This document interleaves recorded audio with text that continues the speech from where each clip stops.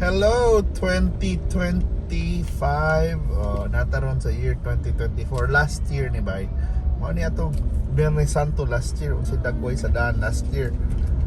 So hopefully next year or this year di ba kaning hopefully okay ra mo diha sa 2025. Di ba hapit na election diha okay sa may mga nanagan. Hopefully na namoy na pusuan na inyong butuhan, di ba? Andam-andam na sad mo sa unsay mga issue diha kinsay karapat dapat mo lingkod gikan senador hangtod sa konsehal, di ba? Pero wala karon, this is still 2024. Welcome. I hope okay ra mo. 2024, the last year was really marked. Dagan yung mga nagbuwag si Kuan God, si Kim Cho, si Yan Lim, buwag, si Daniel, si Catherine Bernaldo, buwag, si Bia Alonso nagbuwag hopefully nagbalik mo ko pero manindot na nagbalik, pero kung ba nagbalik hindi na magbalik kaya yung mga chismis ba panahon pati kinahanglan maghinulsol kay panahon sa Marites kining katong niaging tuig ba, grabe kay mga Marites, grabe kay mga chismis na maggawas karon na bagong issue si Mark Pingris ug si Nanika Soto. Ako na check si Juan Mark Pingris, si Kim Rodriguez, Yawas mga batanon ron. Kita pero kuya kay mga chismes sikat kaya lang Zian Gaza, silang Christy Perlman, mga kuhan kayo ba mga chismisay kayo. Pero daghan yung breakups bitaw sa 2023-2024 na season, di ba? For example ang Itbulaga, imagine na, di ba? Mga kahitabo nagbuwag, so para magdaghan yung buwag last year. Hopefully kanin yung 2024 di ba? 25 but lain sa tang team ba dili na kuha. So karon panahon na wala ting init dire. Supposedly La Nina, hopefully kanang next year kamo diha naka-survive no sa La Nina. Dili kuan. Ang po'y tubig, maka-enjoy gyud nagtubig kuan. Yeah, hopefully kuan daghan to giras sa giras.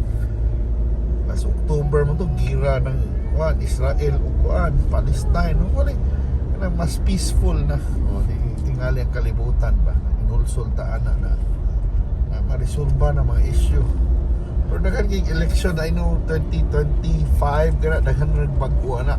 Think it's mga presidente sa Amerika, di ba? Kung sa election sa Amerika, kita mag-election sa ang Pilipinas. So Pilipinas madulong pa, so kinsa may mga mandagan ba, di ba?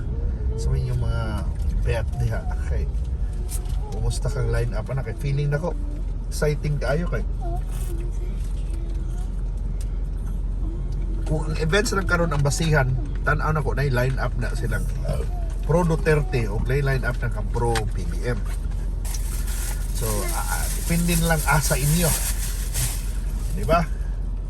Listen sa din kuan ang administrasyon pilihon, pero wala kay bawa na ba na depende rin kay po na sa inyong pilion ng mga tao, kinsay mga alliances, kinsay mga weird alliances sa inyong panahon, kinsay gidalan lang Marcos diri para mo udagan sa mayor, sa gobernador, o di ba kinsay mo sangka ni Tita Gwen, di ba? Ay likaw kay election ninyo diha, padung na one month to go, di ba? Biyernes Santo man ron, so mga niti parating hinulsol sa dis mga kuan ng mga politiko, di ba? Panahon sad na mag-reflect bitaw kinsay botohon, kinsay inyong tanaw ninyo ang karapat dapat na mahimong shepherd, di ba? Kinsay karnero, cordero. Pero mao na ato ng desisyon, pero dili lagi.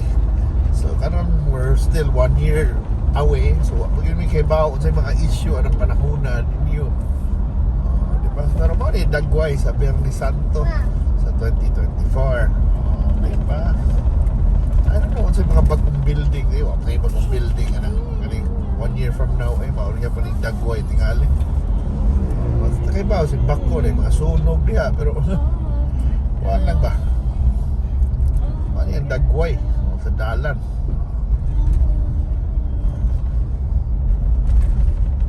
So, Sergio Osmeña Boulevard, Sergio Osmeña. Adong Cebu South Coastal Road.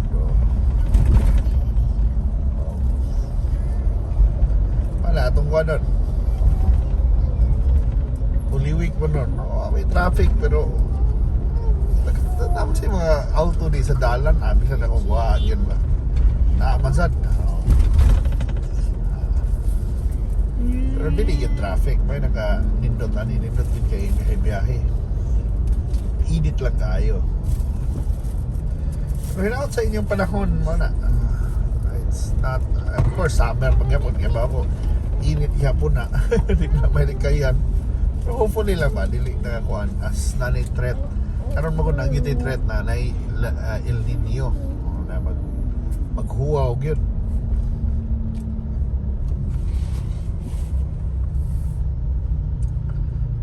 So pero hopefully, I don't know, unsay trend sa kalibutan sa inyong panahon. There is a gihapon kuan gihapon. Nakiputay issue with China nasa West Philippine Sea. Sige po sila haras nato. Hopefully lagi ang panahon ninyo sa 2025 na natin. I don't know, marisolba na or what kasi ba nagkakubot na noon na ito panahon. Pero akong tanaman na ani wala. Mani kani election next year, election na ng panahon na. The election that's coming will be an exciting election because diba? Wala tong team unity ba sa una. Wala tong team unity. Itong lubong nga ito kinsay mag-team unity lang. Maro lang sa itong mga tawhana. Ya. Klaro di kaya, di makuha na. Madali na di kayo mabungkag ang unity. Ano namang marriage of convenience lang ba? So hopefully, ang mga tao rin, hindi na magkuhan-kuhan na ba na think kinsa lang karapat dapat, not because magmanuagon ta kung kinsa lang haroso na to usay di yung gana ng mag-vote straight na lang tanan na wag yung kay ibutang na oposisyon hindi na pwede. Okay, united lang tayo uyango na lang tanan di ba ma-railroad na mga project di ba ma-alkansing mga tao hindi mo na kuhan ba di isang angay na puro na kauban man dapat mo fiscalize ba kung tanaw gyapon isa tingin mo daog straight mo pero dapat uban na mo na pwede why minority or why opposition ba nanay dapat di na mo babag ba to really scrutinize ba get the best deal out of it di ba nasa balaod ba na dili maalkansi lang haphazard lang kay muurat ang tanan di ba di na pwede. So hopefully, mo-vote mo by your conscience, mo-vote akin sa karapat-dapat. Di ba? Pero I'm sure di man sana may tabuingon na ba tambag na because ang akong final na tambag yun is ang inyong boto inyo na, di ba? Di ba kabuot? Kung inyo nang ibaligya inyo na sana, di ba? While we can always say na unsay unta may buhaton in the end imo ng katungod, imo ng pribilehiyo na pupili sa imong gusto, di ba? Pero para init kay panahon nakakadiri so pali dagway sa Bernie Santo sa niaging tuig guys and hinaut unta para maginulsol ta, magajita, upahaway ta rin kanina na simanahan, ring weekend makakita makakita time na makapahuway, maka-recharge sa sa atong kaugalingon. O, di ba ko eh, kung kuhan, since kuhan naman yun pa doon, di ba? Summer naman pa doon, wala, andaman na yung buto, pero kuhan, muna mo yung time ito, suroy gihapon mo, di ba? Huwag salamat gihapon kung tanaw, di ba? I'm sure, kamo katay, naramo sa puyo dera sa balay. Sugag, dagan na lang yan. I'm sure, i-binge watch na lang yung atong mga videos, guys. Mani dagway sa New Star, sa Seaside, o sa South Road Properties. Sa Marso 28, 2024, 2024. Diba? So this is a drive last year, so para di mo mahibong pa. Kasi sa inyong panahon galing South Coast City na nagbarog. So or basig wag hapon, pero I know na kuan ba. Tanaw lang niyo ang progress sa Cebu. Mali dagway sa una atong patong upang